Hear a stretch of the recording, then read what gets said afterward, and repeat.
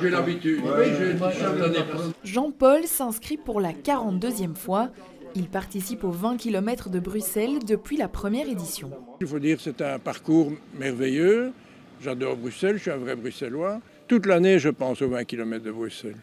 Parce que je dois m'entraîner toute l'année. J'ai 77 ans, donc il faut quand même s'entretenir. Si dans la file d'attente on retrouve beaucoup d'habitués, il y a aussi des petits nouveaux qui s'inscrivent pour la première fois. Je viens pour mon mari parce qu'il a déjà fait quelques fois.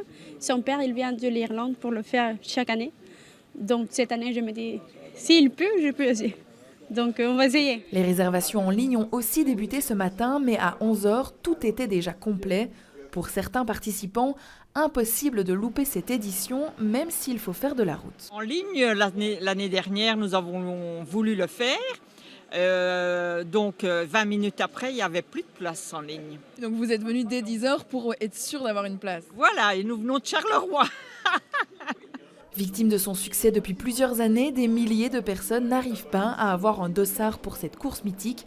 Venir sur place, c'est s'assurer une participation. Aujourd'hui, comme on voulait être sûr de pouvoir honorer tous ceux qui faisaient la file et qui venaient parfois de loin, etc., on a réservé 1000 dossards pour ceux qui viennent au bureau. Donc, pour être sûr que quand vous fassiez la file, on ne vous dise pas à un moment donné, on est complet, désolé, parce que là, c'est l'émeute à ce moment-là. Le record des près de 49 000 participants en 2025 ne sera pas battu cette année.